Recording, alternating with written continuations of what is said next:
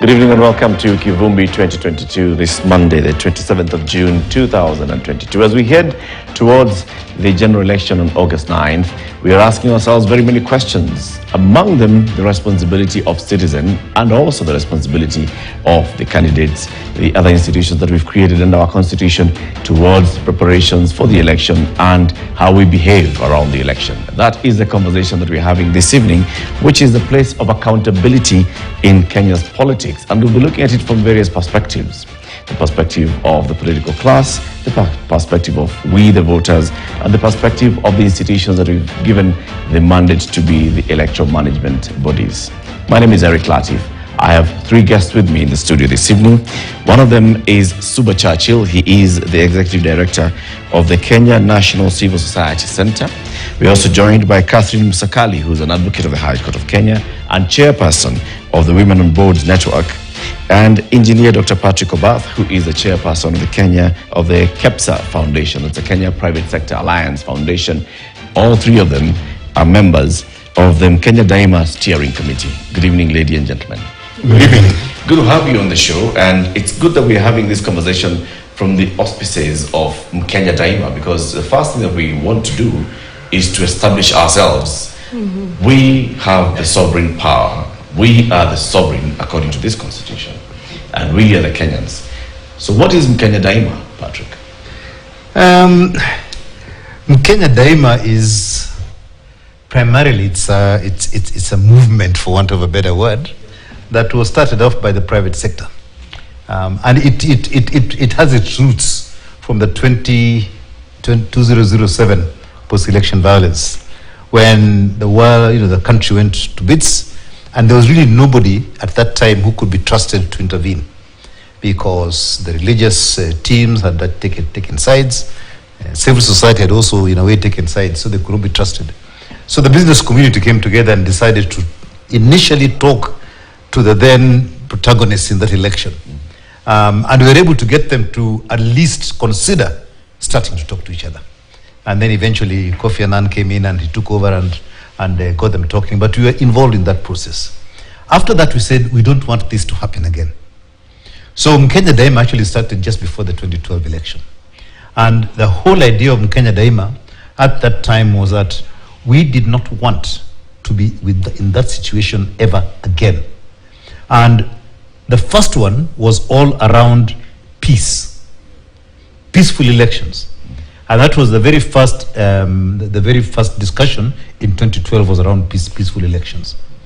And the key thing that we wanted to do at that time was to start speaking truth to power and get people to start thinking about what, when you have any violence, what happens, and what is the root cause of the violence.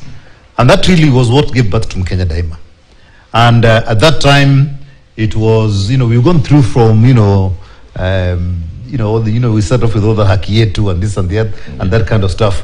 And we are now at a point whereby we moved on to, wajibu wangu, and now we are saying, nitatenda wajibu wangu, right? I will execute my responsibility. And we came from my responsibility. And originally, at the very beginning, we were talking about moving from mwananchi, which means you're the baby and you cannot make decisions, to mwenye nchi, and trying to get Kenyans to think that how ndio wenye nchi. Obviously some people say neither is a big guy as well, mwenye nchi. But at the end of the day, mwenye nchi is a person who puts their vote into the ballot box. Yes. Right? And that is the person who owns the country, because the person you elect is going to be the person who's going to do what you want. Now, wewe usipokuwa mwenye nchi, right? You will get you'll get bad people, right? So the call here is this mwenye nchi to first of all participate in the process. Yes. To be careful in who they are electing, and to go on ahead and vote. Because you can do all those things and then you don't turn up to vote on the final day. It just makes the whole thing a game. Catherine, what I hear here is the responsibility of the voter. But then the voter is not the only stakeholder in an election. Who else has a responsibility here? I think the second and first and foremost, it's about we the people. Okay? So who else has responsibility? The politicians. They have a responsibility. They are contracting with the owners, the shareholders of the country, so to speak. And they are promising to deliver certain things for the stakeholders, the Kenyans. They too need to hold themselves accountable to the promises that they give to the people. They need to be true to themselves as leaders. They need to be true to the Kenyan Constitution. Because if you look at Chapter 6, for example, and then specifically Article 73, the power belongs to the people. And it's about the people. It's not about rulers. And those are the words in the Constitution. It's not about the rulers. It is the people. So the politicians need to be accountable.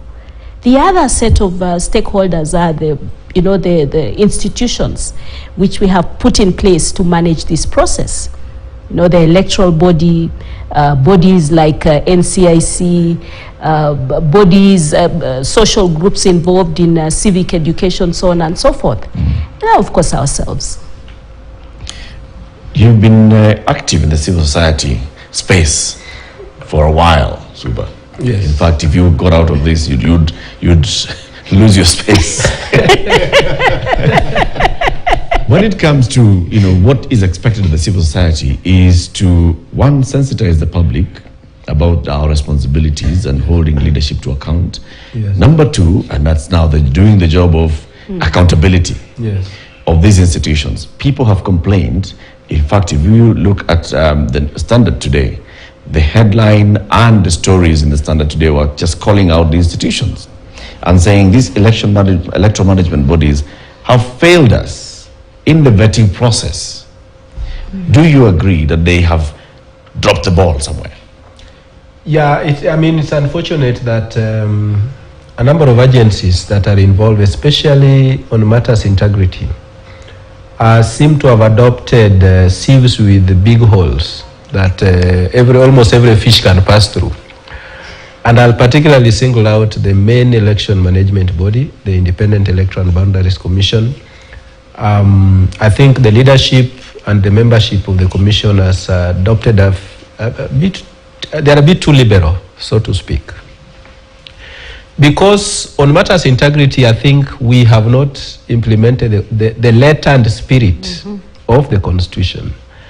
And some of us who are privileged to be at the Bomas Constitutional Conference in 2003, 2004, know that one of the reasons why Kenyans wanted a new constitution was to put in place certain values and principles that would clean our body politics, because our politics at that time, and I think it still remains so, is rotten to the core. And you have all manner of charlatans, and Kenyans, I think, have come to a level where they can elect anybody. And that is why we created institutions, knowing very well that the public is vulnerable, levels of poverty are still very high. And so people are vulnerable to handouts. People get gifts. We are aware that at some point the Aga Khan Foundation conducted a study and was just trying to figure out what the attitudes of young people in this country are. And it came out with a verdict that remains worrying to date, because something to the north of 65% of those polled young people said they would only vote for somebody who gives them something. And so that tells you how vulnerable we are, because those young people are people, not people idling in shopping centers in the rural areas. They included even people in institutions of learning, and that tells you how vulnerable he is. So if somebody at the university, in a mid-level college, is already predisposed to handouts, and will only go out to cast his or her vote to somebody who has given him something, you can imagine how vulnerable my grandmother is, because they are poorer, they are less, civically conscious, and so that is why we created these institutions. Unfortunately, in this particular election, those institutions do not seem to be working in tandem. Because every time there's been an attempt to get them working together, we have seen the IBC protesting its independence. I do not want to believe that IBC or any other independent agency has interpreted that independence literally to mean that they can do it alone, because the reality is that if IBC goes out to conduct elections, they'll need security, they'll need the judiciary to address some of the disputes that will be scaled up to that level. They'll need ethics and anti-corruption. IBC itself sent names of the list of people that had been nominated by various political parties. Yep. I'm sure there's a purpose they were sending those names. And so when they got feedback, I do not think the best they could do under the circumstances was to dismiss the very feedback they sought from the Ethics and Anti-Corruption Commission in the manner in which they did. So we are saying that yes, we have created institutions, but as citizens, we also need to be alive to the fact that we are the ones who suffer from the consequences of corruption, and therefore it remains our responsibility, wajibu wetu, to ensure that the people we pick are not picked on account of being our family members, not on account of being our clan members, but on account of their personal integrity and ability to offer the kind of leadership. So there has to be a certain threshold. Exactly. So we set a certain threshold, but in terms of citizens' uptake of those standards, I can say that even as civil society, I think we have also let them down, even though we as civil society are, secondary duty bearers. The primary duty bearer to ensure that there is civic education, that there is human rights education, that citizens understand the needs and priorities of the country belong to the government, belong to the IBC and the other agencies of the state that are charged with the mandate to collect taxes and spare some of it to ensure that citizens get the civic education they need. But I hear you, and I agree, and I accept that we all have a responsibility. And in fact, the best implementer of Chapter 6 of the Constitution is the citizen. Yeah. Fine. The citizen, however, delegated some of these powers to these institutions that we created. And now when you come back to the citizen and say, you know what, we have to take up responsibility, it's like we are saying that it's okay for those institutions to fail until we do the job right. We have done 80% of the job. We gave ourselves a constitution. We have participated in elections since that constitution, 2 elections. We are ready to participate. We have registered as voters. Why is the bigger burden of responsibility being brought back to the voter, Patrick? I think I think here I may want to differ a little bit because of the institutions. Those institutions are as good as the mechanisms that allow them to operate. Right? They're independent, could, right? But they're still, you got the puppeteers above them, and if you deny them their budget, they can't operate. They can't. Right? And the person who can make this change are the presidential candidates themselves. Right now, they should be going around doing exactly what they should be doing. Throwing money around, making false promises. And I say false promises very confidently, because every single election we've had, even prior to the Constitution, have we actually seen any of the presidential candidates who have then come in every year come and say, this was my manifesto, this is what I said I was going to do, and this is what I have done? Zero. In all the time I've been doing elections, I've never seen that. They need to change the way they promise us when they want us to vote for them. And then they should make themselves accountable to their own word. And they should come back and give us their scorecard on that basis.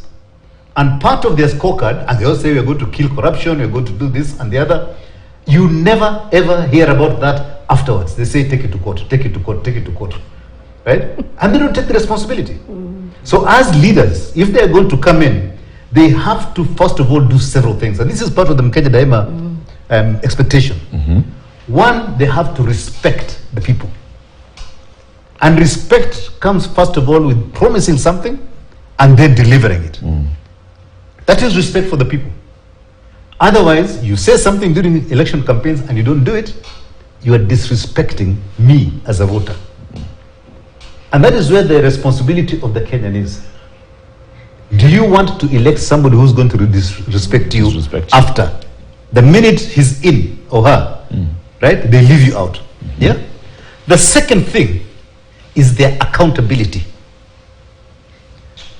The manifesto they talk about, all this thing about bringing down the price of fuel, bringing down the price of food, bringing down this and the other, they know damn well it's never going to happen. Because the dynamics that lead to those things are global things. They are not local things. And by the time you've been able to sort out the local things and make it work, it'll probably be 5 years down the line and you're on your way out. Or you're going to another election again. But you have not seen the results yet. So do not make promises that you cannot be accountable to. You're not going to bring down the price of fuel, I know that very well, because that's my area. It cannot come down until the macro items outside work well. And the other thing is just the two together, which is honesty and integrity. How many of the people who are now going out looking for votes have got the humility to, instead of going to speak to 20,000 people or 50,000 people, they come and say, nimekuja, niambieni kile mnataka. It's not me coming to tell you, you tell me. You tell me what you like. Switch it around. That's a person I'll vote for. Because they're going to start the change that you want to see in this country, which will make the constitution become the thing that guides us. Because then the constitutional officers, the people who are put there, will be a lot bolder, because the leadership in the country is going to allow them to function. And I think we just need to have a different discussion around the people who are seeking election now, from whatever level, all the way up, county assemblies, you name it, the works. Every single one of them have to listen to the people, and they've got to be proper leaders. Yeah. And the last thing is around selflessness. Everybody is going into this for themselves. It's a job. It's selfish. It's selfish, not selfless. Job-seeking exercise. It's not even job-seeking. It's you're job-seeking, then you're going to rape the institution. Yeah, that's what is happening. And I think we really need to have a different discussion. And it is the leadership of the country that will make that change. Whilst you're talking about mwenye and all the rest of it, right? Yep. The way we are now, the culture that we have, doesn't really allow that to work that way. The leadership must change and create the environment for that to work.